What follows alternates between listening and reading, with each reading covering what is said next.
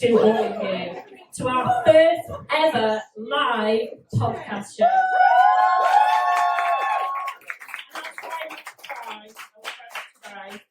So my intention this evening is that by the time you leave here, and that includes all the panel guests, you will have all learned something new and been inspired by all the people you're going to hear from tonight. That's the intention anyway. You're all high achievers. At the end of the day, you listen to podcasts. But my intention for you is to have a holistic approach to be the best high performer in 2024. With our exquisite panel hand-selected for you. But before I introduce them to you, I have got some incredible supporters in the room who I'd just like to introduce to you. First of all, Kieran from our amazing sponsor, Pager. Don't worry, he's just going to come up for like a minute or so. Yeah. Thanks. Lisa's asked me to come up and say a bit about Pager, but I don't really think it's appropriate to push a business on a night like this. I think it's more important to recognise what Lisa's done with her podcast, 200 episodes this week. To an evening like this with some amazing speakers lined up, and I'm sure they'll take some real value. So if you want to know more about Pager, give me a chat or look at the website. You don't need to know anymore. That's why we love you. Thank you, love. Possibly winning the award for travelling the furthest this evening, I would like to welcome the incredible Louise Doyle from Needy, who is from Northern Ireland. That's what I'm saying. Just for you, that is where I'm coming 100%. So first of all, good evening everybody. I'm here because I bloody love working with Lisa, like absolutely love it. And I want to start off really quickly by asking, anybody in this room, can you put your hand up if you've ever received a rubbish gift? Hey! Can you keep it up? Keep it up if you've ever sent someone a rubbish gift, even by accident or on purpose. All of you. Well, there we go. That is why we set up our business Needy. Okay, so we are a corporate gifting company that finds the perfect gift for your recipient that supports local independent businesses. But the reason why we love working with Lifeshare and Key Recruitment, as well as Spotify and Virgin, you know, it's because you're all amazing employers. You love your people, you love your clients, you really care about them, and so do we. So that's all I have to say about us. If you want to see me or my lovely colleague Amy over there, we bought the brownies. They bought the brownies. If you haven't had a brownie yet, it is amazing. But love to Lisa, have a fantastic night, and thank you very much for having us. Thank you so much. And of course, if you are a podcast fan, you'll know that our other amazing partner is Inclusion Crowd. And I'd like to welcome Ed Jervis up to explain what they are. After all this planning, so I'm not going to drag the arse out of it either. We are Inclusion Crowd. We specialise in equality, diversity, and inclusion, specifically working with recruiters. But like our friend from Needy, I just want to say thanks so much. Alicia has been a big supporter of our company from its inception, has been someone who's introduced us to some of our most important clients. So some of them are here tonight. So this is all on you. And just thanks so much for having us. If you want to know more about how we work in the recruitment sector, hit us up. We're here afterwards. But just looking forward to the night. Me too.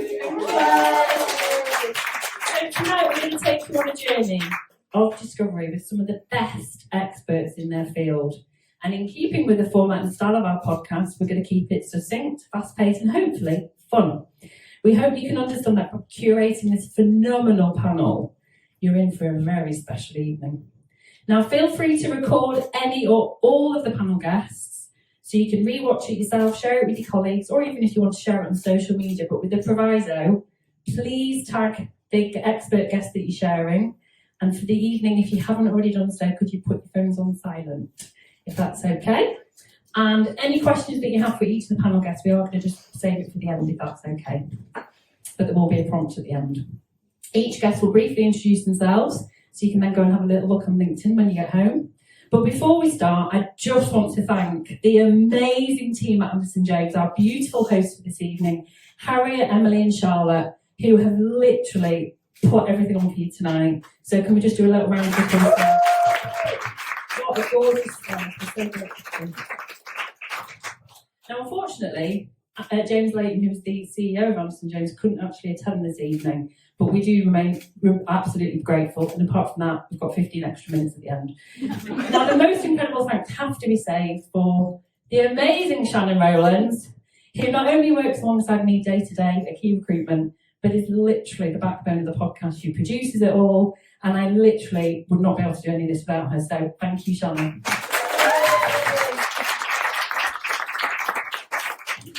To our amazing photographer, Wendy Gannon. You can find her on LinkedIn. She's travelled all the way up from Croydon for this evening.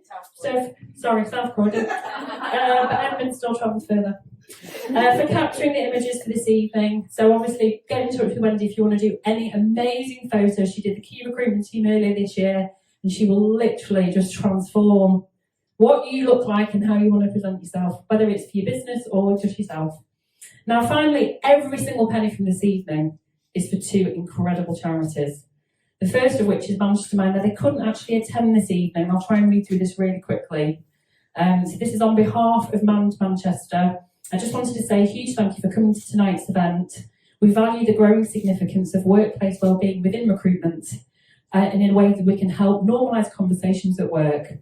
For over 34 years, Manchester Mind has provided support to adults and young people who are in emotional and mental stress, and we must continue to fight the stigma and discrimination that surrounds poor mental health. So on behalf of Manchester Mind, they'd like to thank each and every one of you, and obviously us, and the dedicated speakers who've all given their time for free this evening, and a heartfelt thanks for all making a difference. You will find QR codes around the room, so if you do want to add a little bit extra tonight in terms of your ticket. And we've also got the amazing Ellen from Lifeshare, who's just going to come up for a couple of minutes. Come up, Ellen.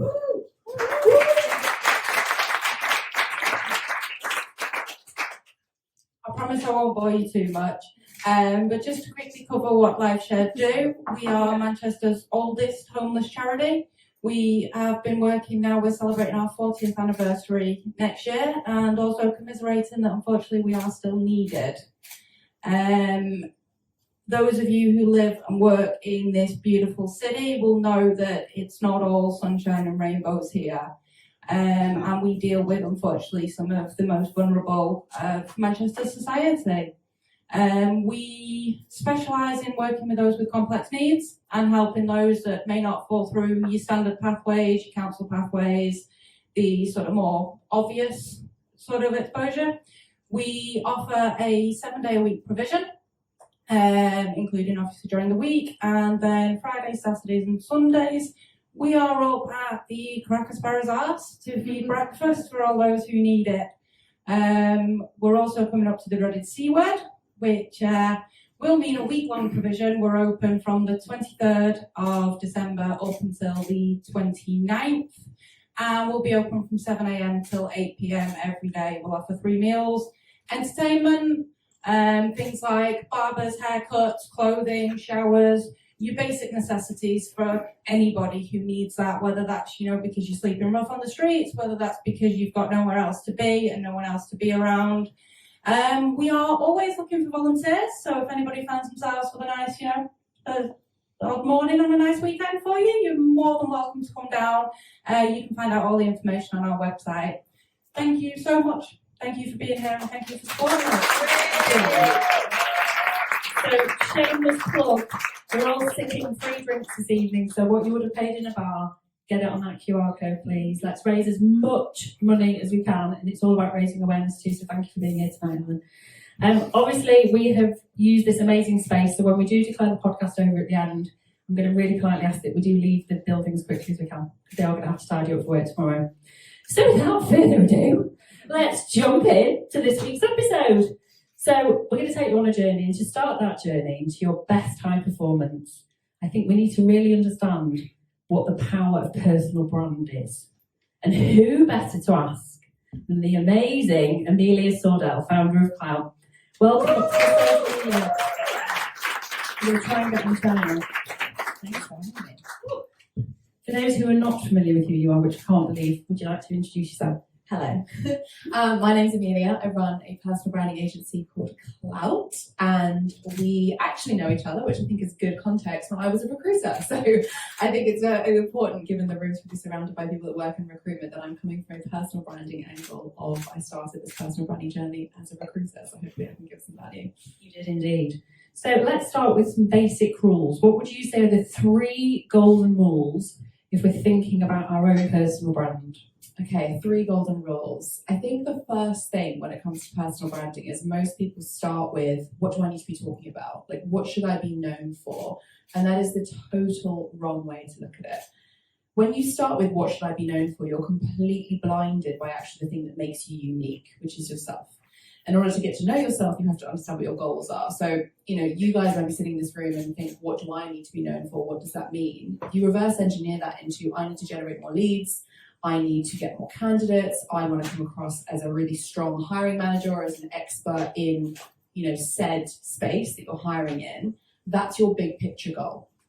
Once you've worked out what your big picture goal is, you can then think about, right, who do I need to attract in order to make that goal happen? So if your number one goal is that you want to generate leads for your inbound business, for example, and you've identified that you have hiring managers within a specific industry that you need to attract, you then need to think about what you should be talking about as a recruiter that is going to solve the pain of that person, and that is what you should be talking about.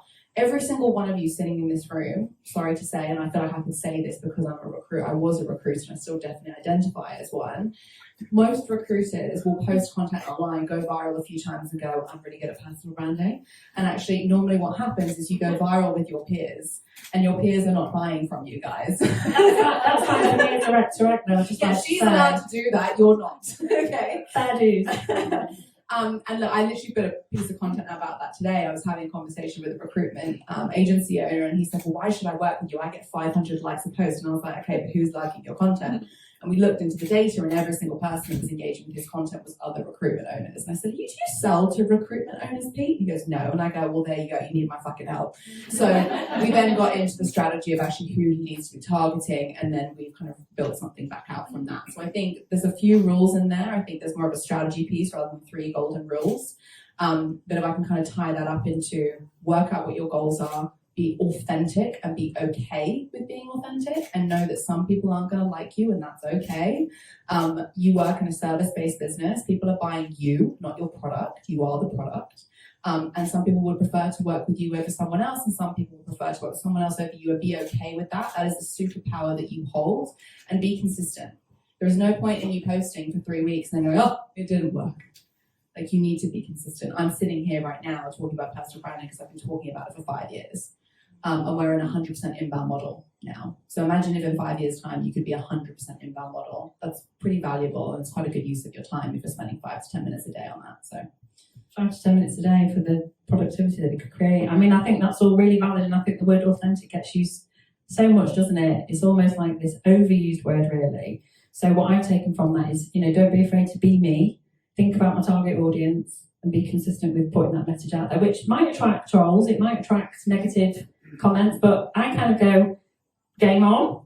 Okay, I'm going to challenge that, because I've been doing this, as I said, for 5 years, right? I started building my personal brand as a recruiter when I worked at Edmund James, where we met in 2018. I can count on one hand the number of times I've been trolled. Okay. And I post every single day. I get about 1 million views a month on LinkedIn. So of 1 million views a month, and I've in 5 years had 5 trolls, it's not a consideration that you should worry about. If people are disagreeing with your content, fucking great. That is an opportunity for you to either learn something new or challenge them back. And actually, there's a client that we won a couple of years ago who left a comment on my content disagreeing with what I said. And I replied to her, well, that's a bunch of fucking bollocks.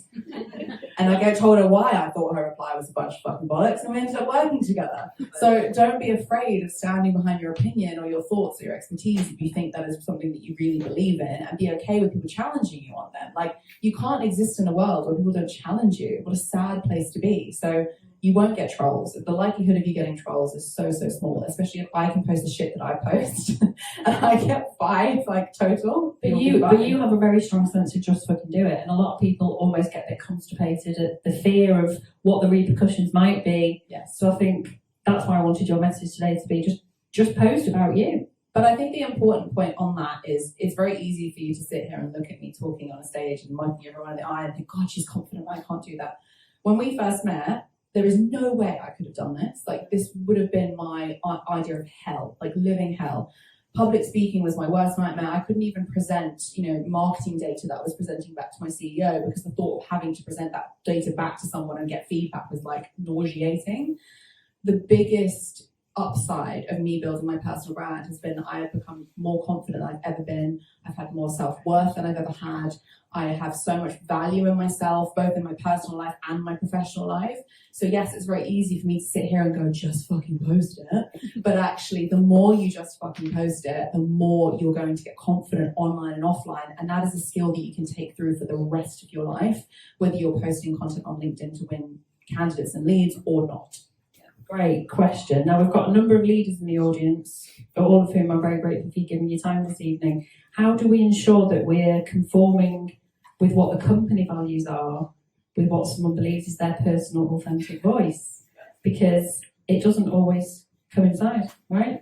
There might be contradictions. So I think that's always, for leaders, they find it really hard to know how to convey that to the size of their team. But how do I know they're not going to post something that makes us look like dicks, but it's still an authentic personal brand for that individual? Yeah, it's a tricky one. I think it depends, and it's like a very marketing answer. It depends. Like, I feel like that's what everyone in marketing goes, it depends. But it does depend. I think it depends on two things. I think it depends on what your values are as a company and whether or not you've hired people against those values. I mean, truly hire people against those values, not just say that you do, because a lot of companies do that. They go, we hire people for our values. Let's be honest, how? Show me the score sheet. Are you actually doing that? So if you're hiring people for your values, I would actually challenge back and say, okay, well, if you're hiring people for your values, but you're worried about what they're going to say online, that says more about your hiring and your leadership than it does actually about what that person's opinions are. However, this different side of the same coin is there are people that have been in with my team that have very strong opinions as it pertains to religion, politics, money, socioeconomical issues, etc., which if you share those online can have quite a negative impact, not just on their personal brand, but on the company brand. And my sort of, I guess, stance on anything is our social media policy is one line in our contract. It goes, use good judgment. And if you're not using good judgment in the way in which you present yourself online, I think that says more about you as a person than it does about the types of content that you're posting. And there's only been one time in the history of Clout that we've had a post that went out that I actually had to speak to someone about. And we had a very honest conversation. And I said, look, I don't like what you've said. Here's why I don't like it. You can have whatever fucking opinion that you want in a pub with your friends, no worries. But this is the impact that that's going to have on your career, and it's going to be the impact that it has on the business. I would prefer it if you take it down. And we had a really good conversation about it, and it was fine. But I think if that's a concern that you guys have, that you want to empower your team to be posting, and you want it to be authentic, and you want people to share their personality, get them in a room like this together and say, right, guys, we are going to give you that leeway. We are going to give you the freedom to operate within, but this is our value framework. And if you operate outside of the value framework, that's not a good look for you, and it's not a good look for us. And I think if everyone is clear on what that framework is, use good judgment, don't be an asshole, don't talk about politics, if that's your thing, like whatever your value system is as a company, if you're very clear on that, you can say, right, does this post meet our company values, yes or no? And if the answer is no, don't post it. And actually, everything you said there, you can be using in terms of conversations with your clients and your candidates. It should be, a golden thread all the way through. There's a permanence to posting, right? Of And this is another thing that you guys can kind of, I guess, probably understand or appreciate with candidates.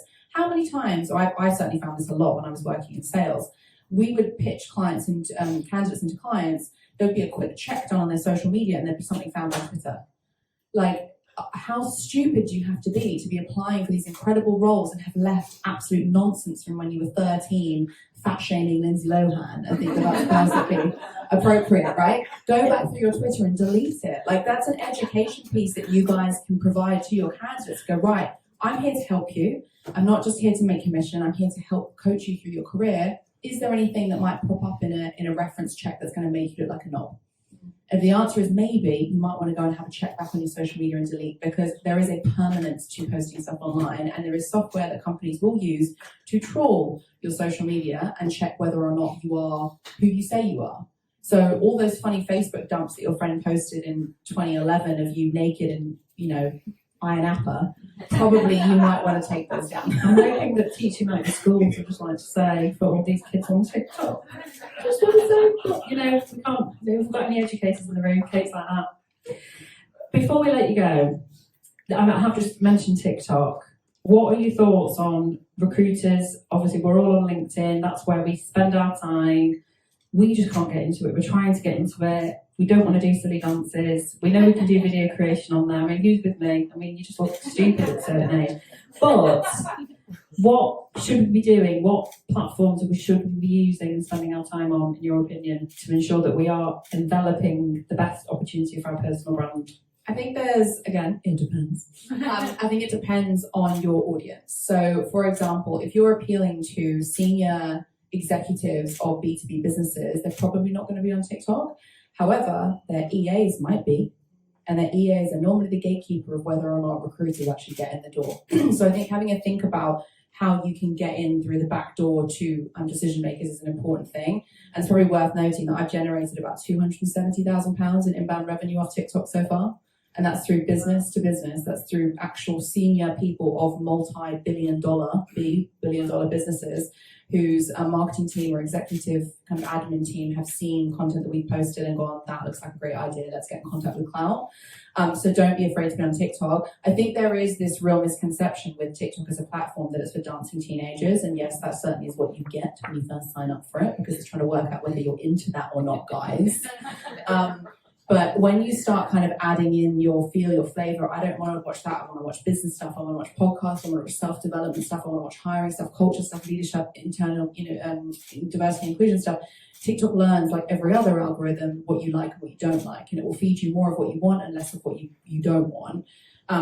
You need to understand how you can leverage your personality and get it into a TikTok format, which quite simply might be, you posted something on LinkedIn, it did really fucking well. How can you turn that into a video? Can you just read it out in a TikTok format? Is there a trend that's going on that you could then apply to your specific industry? You could do none of that if you don't want to. I don't do TikTok trends. I literally just post video content about the topics that I want to be known for, and I have 1 million likes. And I promise you, none of those are dancing 18-year-olds. They're all serious business people, candidates. Are you holding cute kittens or dogs? No. No kittens in the here. I'm action point for me, that's for sure. Amelia, we knew you would give us so much, and we could have you here for the whole evening, but we can't. But thank you so much. Please, Amelia. So I'd like to think that we've now nailed our personal brand action point. So how do we ensure that we move forward inclusively with a stronger sense of purpose in how we create businesses and brands where all diverse talent can feel like it belongs? Well, who better to ask? I think you might know who this is because you've already met him this evening. To ask the founder of Think Tank Partner to the REC, educated to the recruitment industry, Ed Jervis of Inclusion Council. So, Ed, Hello. I'd like to know which part of the recruitment industry is fucked when it comes to diversity and inclusion, and then what can we all do to change it? All of it. All of it. It's fucked. Yeah. I need to put the microphone a bit near. What part of it's fucked? I think there is a big problem with transactional relationships, transactional selling. But we need to work on expanding and moving towards a more consultative approach. And EDI has become really fucking boring. It's become, so in Inclusion Crowd, we have two fights, essentially. We're fighting with the recruitment sector because we think that the people in recruitment are the key to changing the world. Because if we want inclusive organizations, if we want organizations that reflect society, we've got to speak to the people who are in front of that problem, who can solve that problem. And so we specifically set up the organization to look at the people who can change the world. And we believe that one of those huge communities is people who have chosen to work in TA, search, recruitment, whatever flavor of it they fall into. And that is a really, really important role. And I think that there's some significant problems in holding back progress. Do organizations like recruiters who are going out to find diverse talent have the tools, the ability to actually do that. Do the organisations reflect society? Does your own recruitment company look like Manchester? Does it look like London? Does it look like the UK? And so we've got some really significant, systemic, institutional shit to fix that isn't going to be solved by, I'm going to come along and flog you an unconscious bias training course. Or, do you know what, why don't we all, have a conversation about, microaggressions. These are important things, but the issue is that we continue to treat the effects and not the cause. And so within the sector, we need to be really looking at what that cause is and how we do that. And the upside, the thing that fucks me off the most is that like a therapy session. let it out, it's coming, right? Is that the upside for recruiters who get this is enormous. From a sector perspective, recruitment sitting like telecoms was in the early 2000s, right? When we all had a brick, Nokia 3210 and we were chasing a snake around the screen. What would we have done if we saw, I'm letting my age right now, right? But what would we have done if we saw smart technology? And that's where recruitment is. So the recruiters that are going to remain the brick, the 3210, are screwed if they don't keep up with candidate expectation, generational expectation, client expectation. And the bottom line, the real, since we're getting it all out, how are we so fucked, is because the client's fucked. Right. The client is under pressure to deliver. The client has shareholders, stakeholders. The client has set expectations and said, we're going to be fucking gender neutral by 2025. And you go in and you have a conversation and say, talk me through how that's going to play out. So the opportunity for people in this space to be consultative, thought leader, critical friend is socially and morally the right thing to do. But Jesus, that's where the money is. It is, but it actually, I think what's really resonated there, that it starts with us when we're hiring for ourselves, right? Right. So where are we at with that? Fucked. We should have possibly had a warning. Anyone that knows me knows it's my second favourite word.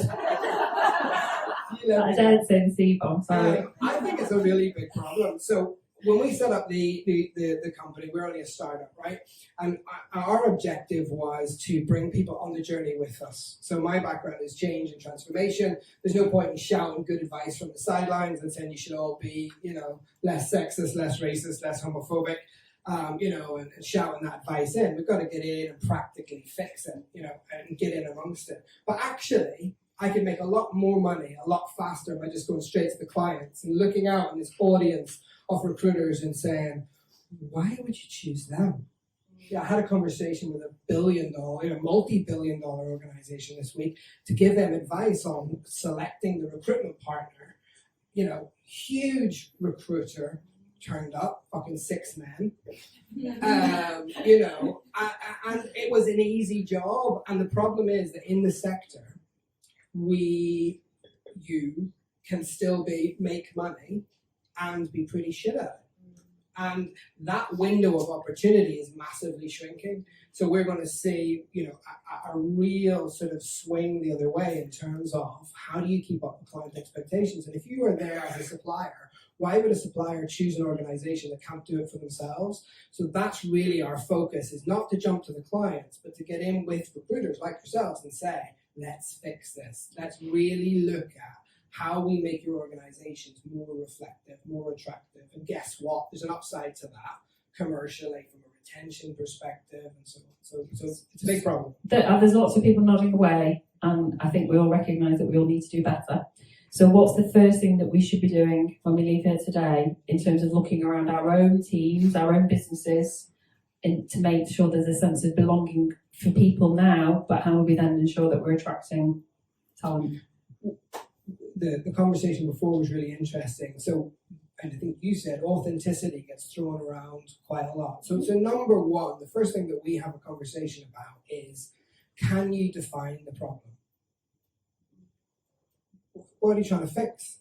And our advice is have a look around your business and start talking about inclusion and tell me who's missing. Who's not here? Who is not at the position of power, who is not making influential decisions, who does not sit at the board table, who is not in management positions, who is not, from a succession perspective going through the ranks, who is not here. And you're supposedly the experts at going to the market for your clients and finding the best talent. So it's about targeting who is not there. Caveat, big caveat. Can I say Brad Pitt? That would help. There's work that needs to be done first on preparing your organisation for change. So you don't want to bring people in on a tokenistic tick box exercise, and that's when, to the point about authenticity, is can you define the problem? What is it we're trying to do? We've looked at our organisation and we feel that we need to do better at X, Y, and Z. We're going to work on that, and these are our top priorities. This is why it makes us a better business. This is why it makes the sector better. How we're impacting society. We're on a real big mission here. We're all in it together. And then people will start talking about what they're worried about. Oh, how do we manage? So getting your current folks comfortable with the vision and that it's authentic, and then going out and finding who's missing. I love that you started from that point of view. I don't think I've ever heard of it in that way before. Who's missing? Like so often, because obviously we're Rec to Rex, that's our day job, and it's, you might look around the room and there's, a large amount of men or a large amount of women, for example. That's the wrong starting point, is who's missing. But actually what we need to do is create places that are psychologically safe. Right. That's where belonging starts, so that people can say, well, actually, I don't feel comfortable because, I'm an Orthodox Jew, or, whatever it might be. I actually feel really old, or whatever it might be. And there's loads of problems in recruitment if you break them out. I hear from women all the time, I think, who talk about, a banter lads culture, from a training perspective, and also where do I see myself? So our best advice is walk into the business, have a look around, and think to yourself, do I see myself reflected in the power structures? And if I don't, then I want to hear a really fucking good message about how that's going to change over the next 3 to 5 years. And if it's not convincing, it's not authentic, it's not for me. I absolutely love that. What are your thoughts on rainbow washing? Because lots of recruitment companies do it, let's be honest. Rainbow wash everything, and it's a big problem. We're disrupting in that space. We're working a lot with the REC at the moment, particularly around what it means to whack a logo on your website. We've specifically developed a program and a certification mark that's specifically for recruitment. So it's actually through a client's lens. So when the client does ask the difficult question, they all tell me they're wonderful at D&I. They all tell me that they can break down candidate demographics. They can tell me that it's women and men, and they can tell me their age. But apart from that, they can't tell me very much else.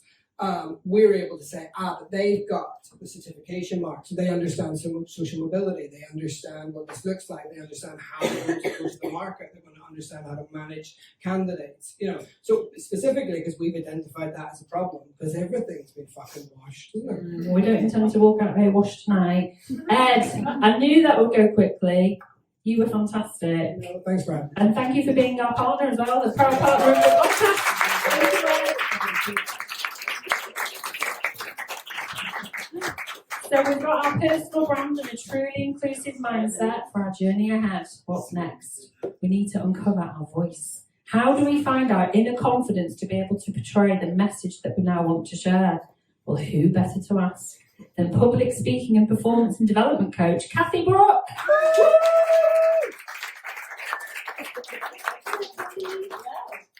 I've not met Cathy before, she's delightful. Can you just explain what you do?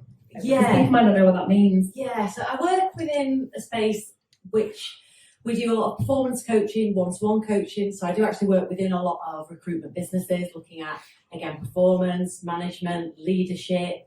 A lot of it can also be, as I'm sure you'll be all more than aware, a lot of recruiters put their self-worth on their results.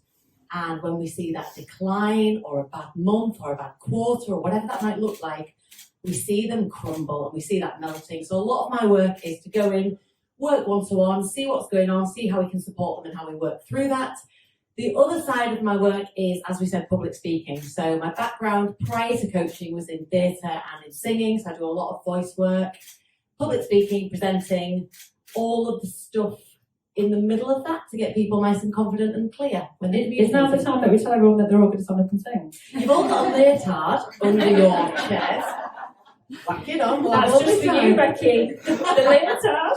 I said I'd get it in, didn't I? Kathy, thank you for that introduction. So we all need to bear in mind the personal brand, bear in mind the inclusivity and diversity. How do we know and how do we find our own unique voice to then project it, whether it's through public speaking or online on LinkedIn? Yeah. I would break it down into 3 areas, and I think my first has to be intention, a word which a lot of people confuse with confidence. Confidence is a word I struggle with a little bit because fundamentally it is a belief or a feeling. So if you Google what is confidence, it's a feeling of or a belief in. Now, if we're stopping ourselves to do something by a belief, well, my question would be, we haven't got any children in the room, do we at all? No, I hope not. Only emotionally. Yeah. So did we all once, or still, believe in the Tooth Fairy? Or in Father Christmas? So can you trust your beliefs? Or your parents, for that matter. So fundamentally, what we're saying is here, don't rely on confidence, rely on intention. So if you are trying to get a message out, if you're trying to speak, if you want to put a video on LinkedIn to promote what you're talking about, if you're waiting to feel confident, you might as well wait for the Tooth Fairy. I'd really look at thinking, well, what is my intention here? What am I trying to deliver? And I know it was mentioned before, what is the problem I'm trying to solve for my audience? So number 1, it's not about you. So whenever I put anything out, and again, personal branding isn't my expertise at all, but whenever I put anything out, I'm thinking it's not about me, it's about my intention. What am I trying to get across to my audience? What problem am I trying to solve? Second is the image, I believe. So not in terms of what you look like, but in terms of how do you want to come across? And maybe just writing a list of how do you hope people will describe you and describe your content. Is that, professional, but with a personal element, very knowledgeable, very fun, very open about my life outside of work? How do you want to come across? And then maybe writing a little list about what that looks like. So is it terminology? Is it cursive language, if that suits your brand? So just having a look at what your image wants to be as you're presenting that. And finally, which is really where I get quite caught up in it all, is the intonation. So we've looked at your intention, your image, how do you want to come across? And your intonation, how do you sound? So from a public speaking point of view, just a quick show of hands, how many of you would curl up and crumble at the thought of having to do a presentation, public speaking? I'm passing you the microphone, Amy. A LinkedIn video, something like that. A lot of people. A lot of people will also then do a presentation and speak like a really, really quickly, as quick as they can, because they just want to get it over because it's really embarrassing. And then I'm also probably going to mumble because I don't really want people to listen to me. That's a huge problem.